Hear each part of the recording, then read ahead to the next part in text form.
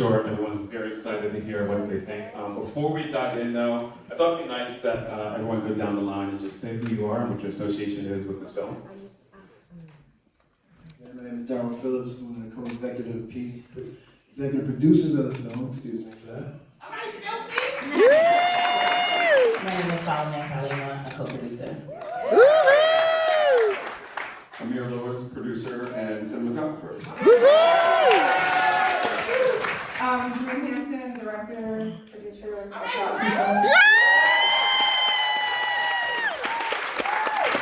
And I'm Trey Johnson, I'll be moderating the discussion here tonight.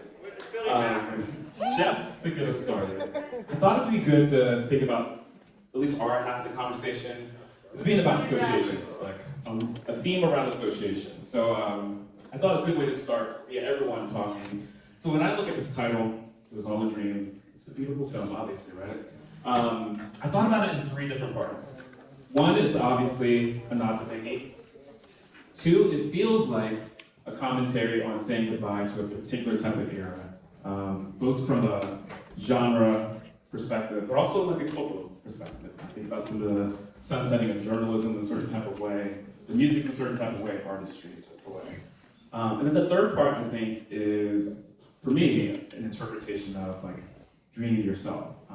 You, in some respect, being in a conversation with a version of yourself in the past. So as you all think about at least my guardrails around how I thought about this title, I don't know where your kind of connection is when I break it down to those three parts, but I'd love to hear what you all think in relation to those kind of elements. Yeah, for me, it's really the second definition. Sure, N2Man, Juicy, Biggie, sure, my name, but really I was thinking about the golden haze that we have some memories. I love what you just said about the sunsetting of a particular era. But when you look back at an era, you wonder, a time in your life, you wonder if it was what you thought it was anyway. Like, we have, particularly when we decide that something is golden, and obviously there's an argument to be made about what the golden era is. I'm old enough so that I can make an argument from 86 to 89, like that era is very important to me, but I know that this is a kind of agreed upon golden era. So we had initially started calling this film I Used to Love You, after not the Common song, but the Lauryn Hill song. And of course the verse in that is, and now I don't. That's the kind of refrain in that song. But this title was suggested to me and it kind of works, yeah. Anyone else? I guess thinking about the youth of all of the subjects in the film and how all of them were dreamers, whether you think about the Source magazine writers or the artists, but that it really speaks to an age where anything's possible, so I would think about it like that. Chris Walker's in the house too, from the Source magazine. Billy Joel. I love that. Staying with the theme of associations, one of the many things I love about this film, it really puts on spotlight just what the associations are for Black folks and rappers, right? So there's the association of rappers and producers, kind of heavily linked together. Rappers who are solo but might be connected to like bigger known or equally well known super groups. There's also the association of like rappers in regions. And they kind of pride about putting on other people and giving them opportunity. So I was thinking a lot about that, about how much this film is also an ode to so much of that connectivity. And then there's this thing for me that at the same time that you end up addressing towards the end, but that looms over a big part of the film for me, which is, when I think so many kind of casual conversations about someone like Biggie, one of the biggest questions I'm always, we always ask each other is Tupac or Biggie. And so, the film, you talk about this towards the end, that you have this kind of rueful moment about how you're not able to capture Tupac in his essence with footage that ostensibly could have been shared in this film. So I would love to hear about what was the discussion like for y'all to navigate something that felt, for me, felt so ominous inside of the film too. How did you? What were the conversations or reflections on the West Coast, but Tupac not being part of that too? Yeah, well, we didn't license footage for this. This is all stuff that we shot, or I shot, or Amir was shooting. So we were only using our footage. My decision, I spent about 6 months with Pac when he had 4 different trials happening at the same time. I know that I'm saying something on the boat, but my memory of not even shooting Pac, but even pulling out a micro cassette recorder on him, was that it would have been redundant. Like, he was so on stage all the time. He was so on my nerves, like the way that he would, he was just always on blast. There was never a chill for him. So to like pull out a camera would have put him more in that mode. It's like when me and Meth are in the car and I'm asking him about, like, we're talking, it's a different Meth than you get when Amir takes the camera and we're like on the ferry and he starts shouting out, like, he starts doing that thing you do for the video music box. He starts being performative. And Pac was kind of always performative. Even after he died, he'd like be in my dreams, still trying to argue with me. I was like, you should go rest. But, you know, yeah, like, I mean, but it's not like I didn't capture Pac. I did a piece that I think was kind of seminal. It's called Hellraiser. It was for the Source magazine. And yeah, so, and I was, you know, there for a lot of stuff. I was there when he shot the cops in Atlanta. I was there. So. But Pac is he becomes his own thing. So there are so many documentaries on him. And honestly, it wasn't like I edited Pac out, I didn't have the footage, you know.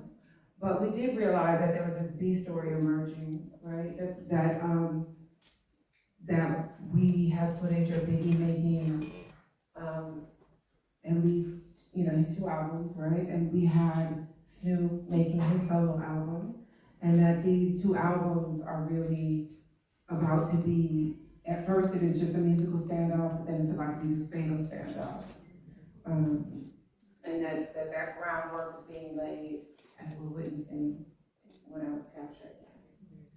But then there were other people who were just as important. I'm so proud of myself of, like, by the way, I'm looking at like 22 and 20-year-old dreaming as like someone else. Like, I'm like, especially looking at the footage, it was hard to like, it's cringy. I'm like, I hear all this talking about fucking weed. Like, and then it's like, and then I'm like, why are you giggling? Why didn't you just hold the rap rapist line? Or like, but then I'm also have grace for that young girl who's like trying to talk about the patriarchy, like in her face.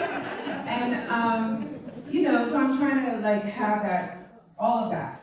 You know, but one of the moments I'm proud of is in Fifth Street Dicks, that like, hey, I had the like wisdom to interview Richard, you know?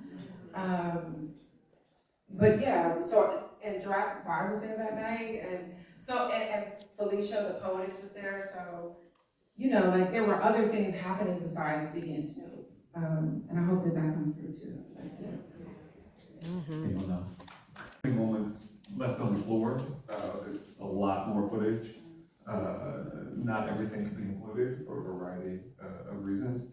But sometimes when you're in the space and then 30 years later somebody comes back and says, hey, I found those tapes, and then you go back and you watch them, it becomes an entirely different experience.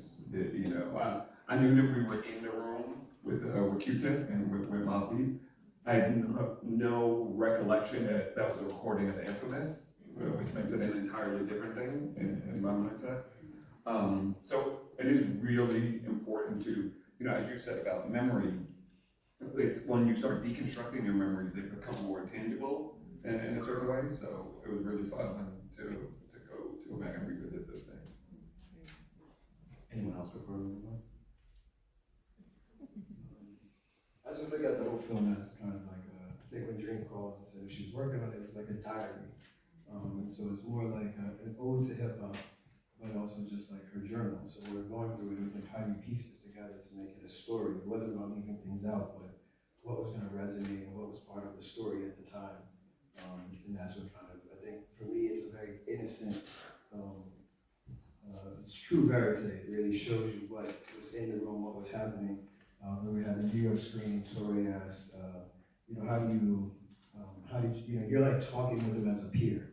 Or you're not doing an interview, you're in the room with them. It's like, no, she's hanging out with them. She's in the room with them, she's a peer, there's an exchange. And I think that, in all that sense, she's building with them at the same time. It's like trying to figure it out in real time. What are we going through in this revolutionary moment that's on wax? Can I see the word for exchange again? I like it.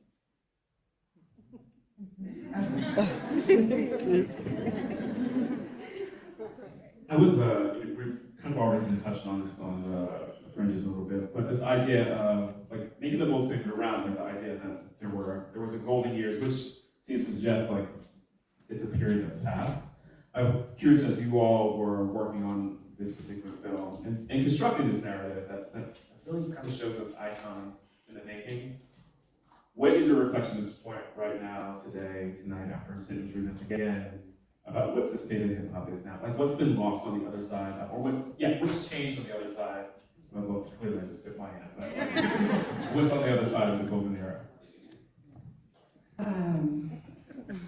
Yeah, I mean, I stopped listening to hip hop a long time ago. I love. Anyone here seen Kid 90 with Zoe Moonfry?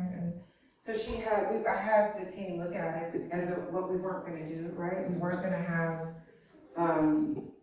50-year-old Snoop or Meth, or even myself. Like I'm reading from articles that I wrote back then. So we weren't gonna have our older voices in conversation with who we were in this moment, that we were gonna kind of leave it in amber. And so, I guess if you're an Essence reader, you're like into Meth as I don't know. Snoop, I guess he'll tell you whatever, pool cleaning equipment, the Olympics, yeah. It's, I thought we were doing something different.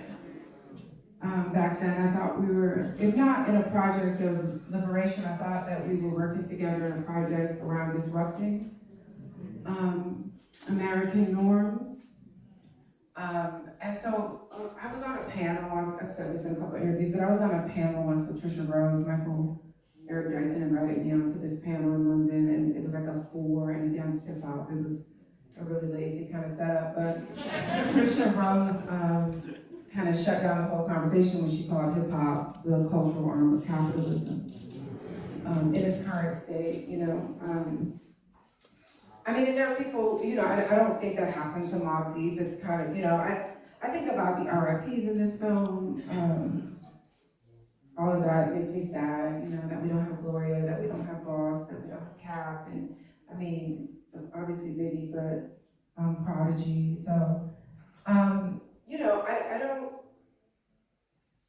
I wish that hip hop, I thought it was going to be this radical, interrupting, disruptive force. I didn't know that we were going to be like such sellouts.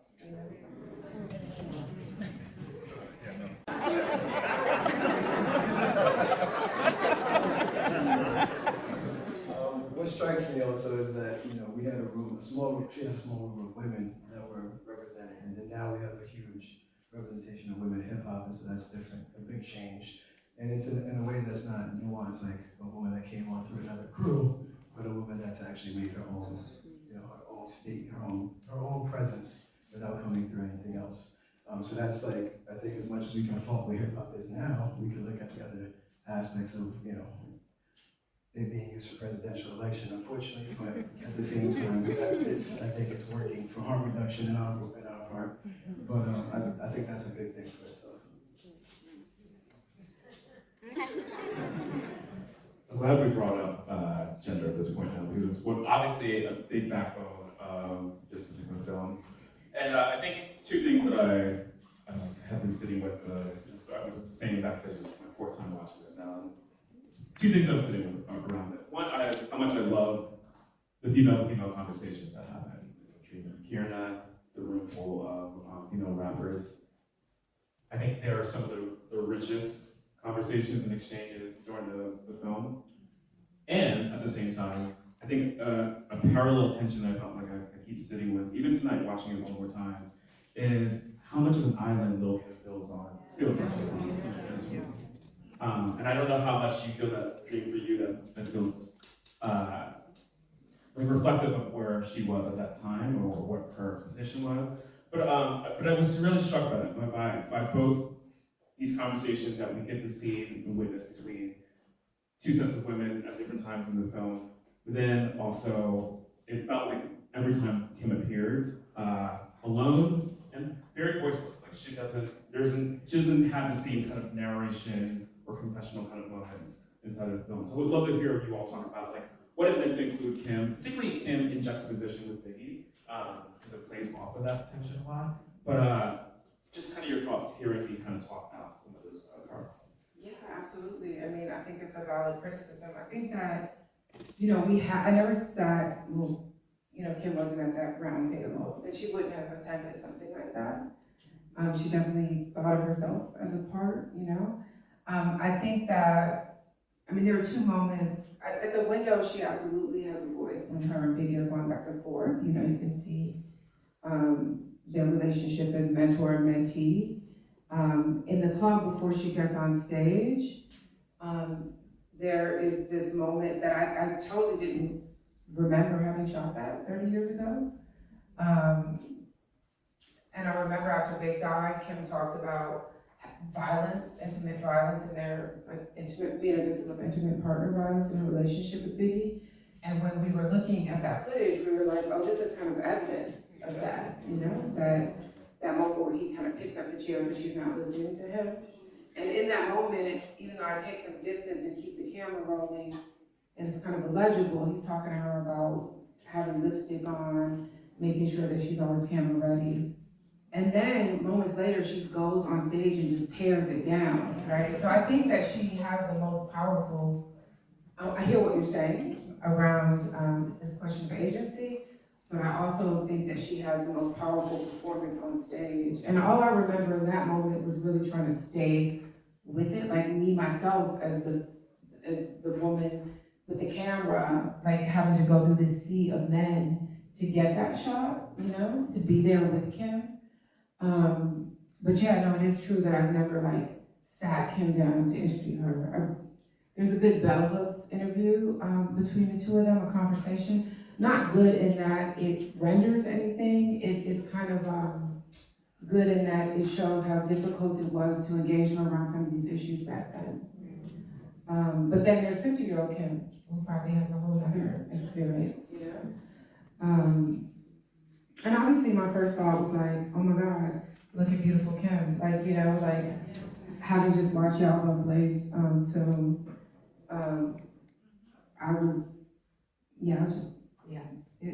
they're, you know, I'm one of those people, I'm not judgmental of Kim ever, you know?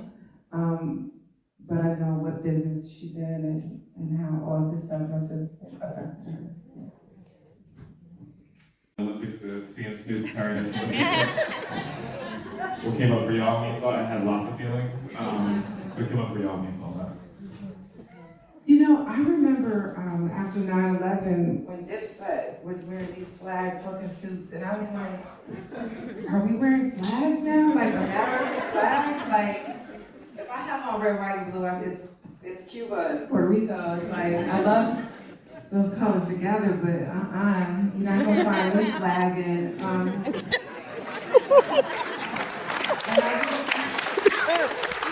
And you know, flagging on the West Coast means something. It means like your blues. I don't know. This is where he's at. It's fine. Yeah. I think it just goes to show that even then you can hear that he was attempting to hold on to some rootedness, some, you know, being authentic to the culture, but then he ended that section talking about, but you know, it's about the money, you know? And so I think he's just double clicking on what he said when he was, you know,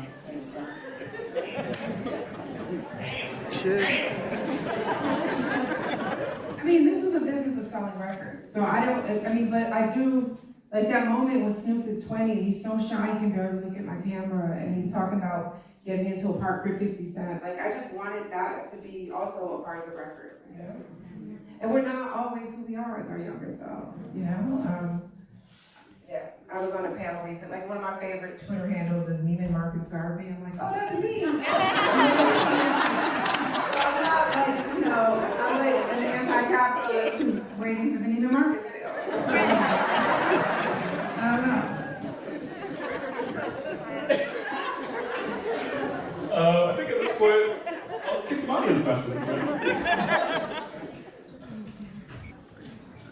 Hi. I wanted to ask a question. I'm sorry, over here. I want to. My name is Danielle, and I'm from Teen Vogue, and we speak a lot to young journalists about the best way to report and authenticity and showing different spaces. And so I wanted to ask Dream about something I often talk about in terms of storytelling and having the mic in the right person's hand. That's something I think that for me as a journalist was like overarching, was like you felt comfortable in spaces, and so you got a very authentic story versus, you know, what I call editourism, essentially dropping someone who's outside of the space, a white boy in Compton to talk to Kendrick and figure out what something means, which ends up making the story pretty voyeuristic and not super authentic. And so I'm curious from you, Dream, you know, having been in the space of hip hop because you loved and appreciated the genre, how do you think, or do you think, how important is it to be of the space you're speaking to as a writer versus having people externally from outside spaces come into spaces to report stories?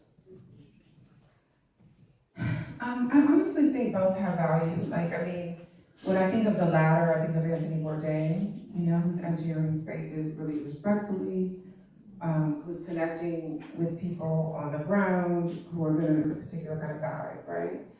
But I can tell you that these conversations were happening even when I was, you know, 19 and first came to the stores. I don't know if Chris, if you remember this, but there was an article in Spin magazine called Niggas for Dinner.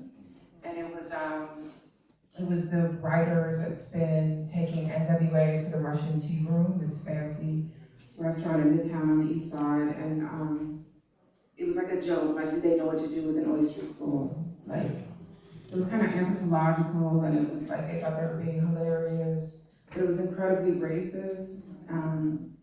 And so that was like one of the things that when we were at the stores and trying to figure out what our mission was, what our place was, it was to do work that wasn't that, you know? At the same time, it was about a critical, at least for me, like also being critical and interrogating the spaces that we're in always. So, I mean, I never took, I was in film school, so I didn't, like journalism was magazine writing was something that just kind of happened for me, so I didn't have training as a journalist. So when I started doing this writing where I'm writing about my neighbors, they lived around the corner from me, right?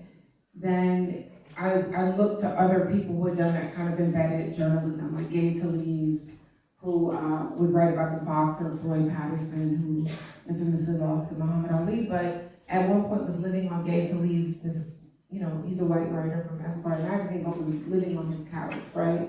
So like, what are other examples of, you know, not what you're describing as the latter? But even if you're dropping in, like, I expect you to still have done the work, you know what I'm saying? Yeah, I expect, like, I mean, the great thing about journalism is that you get to be someone who's learning about different things. But entering communities respectfully is key, you know? I'm not from Staten Island, right? Meth wasn't my friend. I didn't have a relationship with Meth, but he had a relationship, that was a different time too, he had a relationship with the magazine. Like, they cared about the reviews that they were getting. So that's also an exceptional kind of space, you know? It's not the first time it happened. I mean, I grew up on like Right On, where like Prince would go and meet Cynthia Horn, what's her name? And she was like the only journalist he would talk to or whatever. So it's not, we weren't the first ones to do that. It was just the first in that particular hip hop context. I hope that answered the question. Am I mistaken, or is there a cut without? Shot Tupac. Okay. I have a question. My question is, I'm back here, sorry. Hi, sorry, I'm over here. My question is, could you talk a little bit more about how you had to create language to combat the misogyny and the sort of fib bashing that you were facing? And I'm also curious on how you think about that relates to how they experienced homophobia in the 90s and how they also interacted with the sort of ongoing AIDS movement that was happening, like, right in tandem with the hip hop movement of the early 90s. And sort of if there were ever conversations about that you heard that maybe like reinforced a particular idea that made you keep going or made you stop.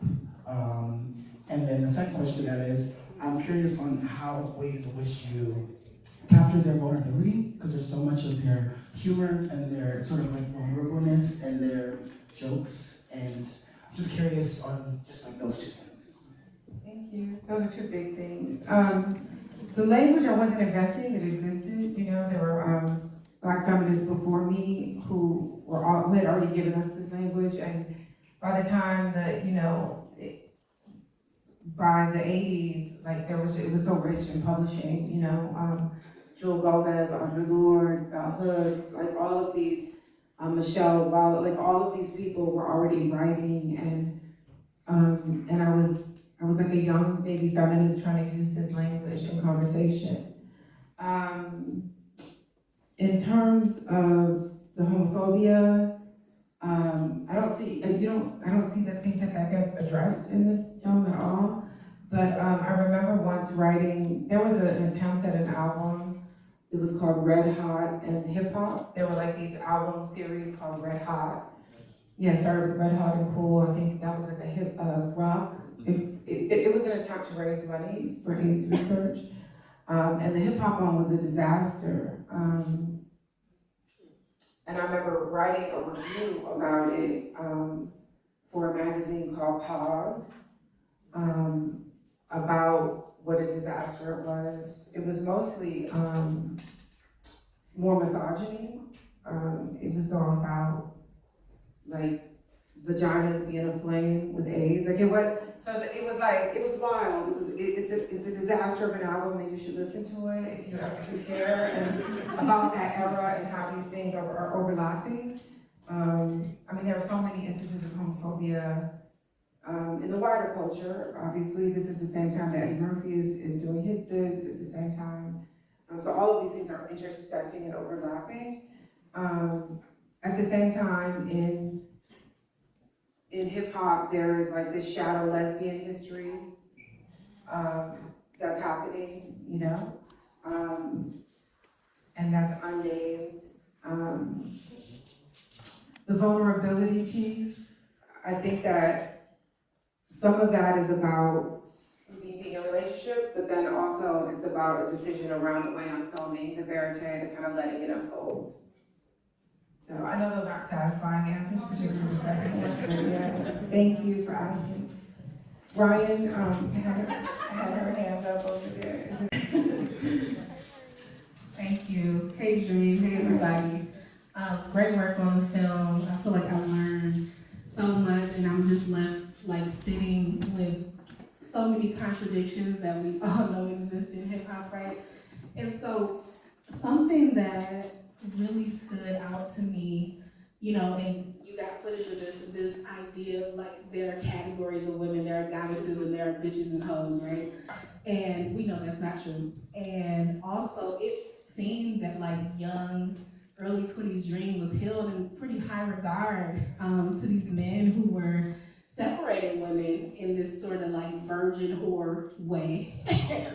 And I'm wondering, like, with you being the only woman in the room so much with them, or in the studio at the time capturing this footage, like, you know, you are an attractive woman from Detroit. I'm sure people were trying to get at you, like,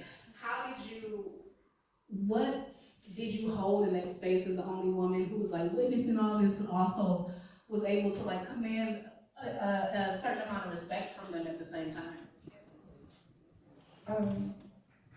Yeah, I received that, like, and I didn't write about it, but there were times when we thought about like actually having some voiceover that addressed some things like pretty privilege privilege, light skin privilege, like those kinds of things in the space. But we made a decision temporarily to keep the film in that era, and I hadn't written about that then, so it wasn't, we made a decision around voice. That said, it's not like I don't understand those things to be true, right? I can tell you that so-called pretty and light skin privilege, not that they're not real, but they come with, the point is to be silent. You know, the point is to be in the room as decorative. That's not true anymore. Like I think of, you know, as complicated as some of these, you know, folks are with Lotto and all this stuff. Like the point was not to be, you know, talking back, as Velvet said. So, you know, I think that when I think of myself back then, I think about how much I used to talk, like all the time. And it was to immediately turn you off. Like I would be like, because I need to turn off for cishet men today. Like they still want you to shut the fuck up and, you know, whatever, right? So I just leave, coming in the room like, like, and I'm trying not to do that anymore because I don't have anything to prove. But I know back then that was.